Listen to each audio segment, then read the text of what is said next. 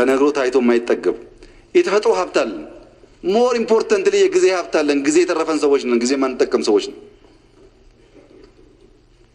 የእድሜ አድቫንቴጁን እንደተጠበቀ ሆኖ ማለት ነው። ይሄንን ሰብስቦ መልማት ሲቻል ሀገርን እንደ ዕቁብ የሚያዩ ሰዎች አሉ።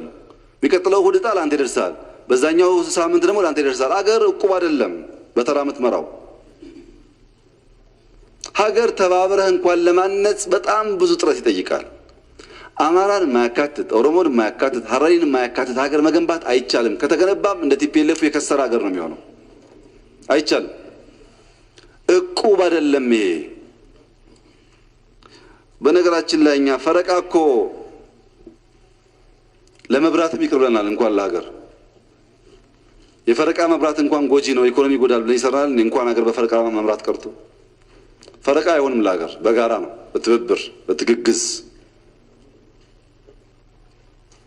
እና ሀገርን እንደ መብራት ፈረቃ የሚያስቡ ሰዎች የፖለቲካ ቁማር ወልደው ተረኛ የሚል አባባል በስፋት ኢትዮጵያ ውስጥ ላለፉት ወራት ተካሂዷል።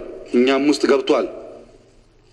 ከገባ በኋላ ጥርጣሬ ስለገባን ይሄን ነገር እናጥራ ብለን ለሲቪል ሰርቪስ አሳይመንት ሰጥተን ሙሉ ዳታው እንዲታይ ያደረግን። የኢትዮጵያ ኮንስቲቲዩሽን ህግ አውጪ፣ ህግ አስፈጻሚ፣ ህግ ተርጓሚ የሚባል 3 ምሰሶዎች አሉት። ርዕሰ ብሔሯን ጨምሮ 4። እነዚህ 4 ቦዲዎች አንዱ አንደኛውን በቀጥታ የሚያዘው አይደሉም። አስፈጻሚው ፍርድ ቤት አያዝም። እናንተ ህዝብ ተወክላችሁ ሁላችሁ የምትቆጣጠሩንም ማለት ነው። አስፈጻሚ 2 ምክር ቤት የፍርድ ቤት ፕሬዝዳንት እና የሀገር ፕሬዝዳንት ቆጥረን ስናይ ተረኝነት አይታይም። የለም ተረኝነት። በሁለቱ አፈ ጉባኤዎች በፍርድ ቤት ፕሬዝዳንት በሀገር ፕሬዝዳንት እና ጠቅላይ ሚኒስትር አንድ ኦሮሞ ነው ያለው። ስለዚህ ተረኛ ሊሆን አይችልም። አንድ ደግሞ ይገባዋል ብዬ አስባለሁ። ያንሳል ሊባል ይችላል፣ ግን ቢያንስ ይገባዋል ብዬ አስባለሁ።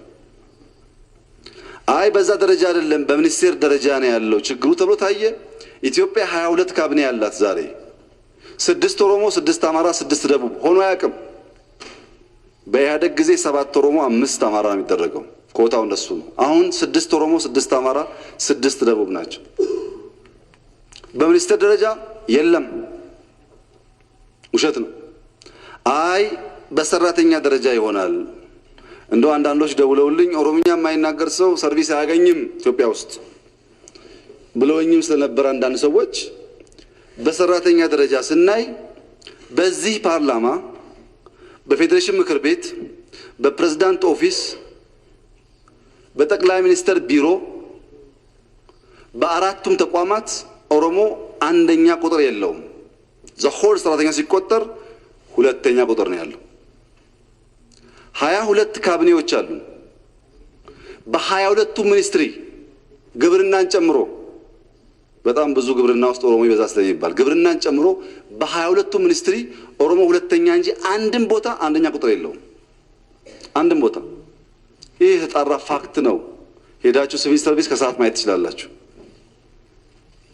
በስልጣንም የለም በሰራተኛም የለም። እንኳን ትርፍ ሊወስድ የሚገባውን አላገኘም። የለም። አይ በልማት ድርጅቶች ይሆናል ብለን ልማት ድርጅቶች ፈትሸናል። አንድ ኤግዛምፕል ላንስ። አየር መንገድ ኤክስኪዩቲቭ የሚባለው ማኔጅመንት ላይ ያለው አየር መንገድ የሚመራው 74% አማራ፣ 5% ትግራይ፣ 5% ኦሮሞ፣ 16% ደግሞ የተለያዩ ብሔሮች ደቡብና ብሔሮች አሉበት። 5% ነው ኦሮሞ ኤክስኪዩቲቭ ላይ ያለው። አይ እሱን ደግሞ ትተን ውጭ ሀገር አየር መንገድ በጣም ሰፊ ቦታ ስለሚሸፍን የውጭ ውክልናው እንደ ኤምባሲ ነው።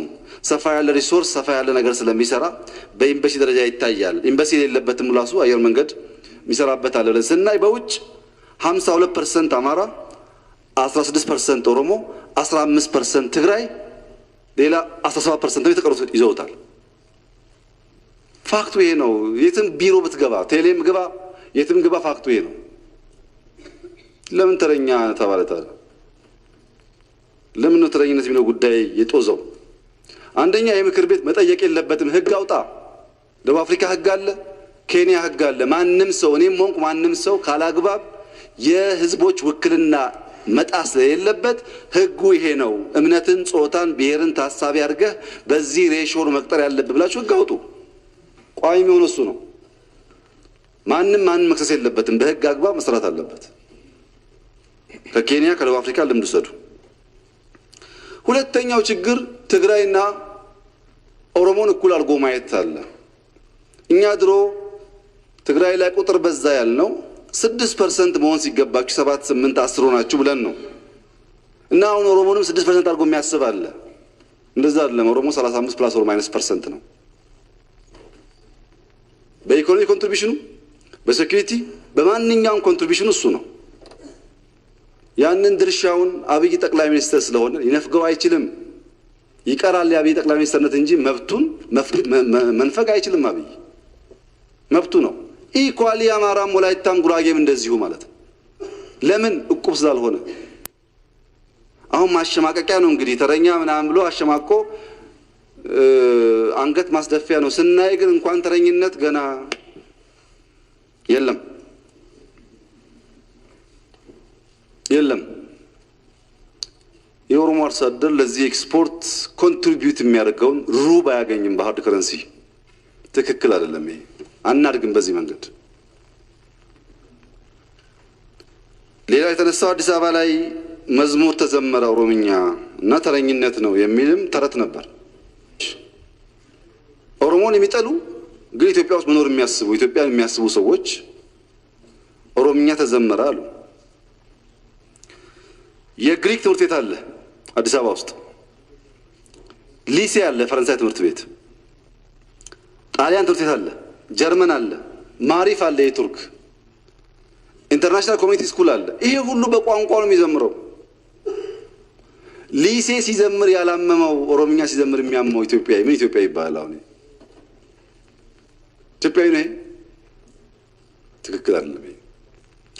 ከየት መጣ ያላችሁ እንደሆነ ገና ለውጥ ሳይመጣ ኦሮምኛ አዲስ አበባ ውስጥ ኦሮሞ ልጆች መማር አልቻሉም ተብሎ 4፣ 5 ትምህርት ቤት አካባቢ ኦሮሚያ መንግስት ፋይናንስ አድርጎ ተሰርቶ ኦሮምኛ ቋንቋ የሚማሩ በሺዎች የሚቆጠሩ ልጆች አሉ የሚማሩበት።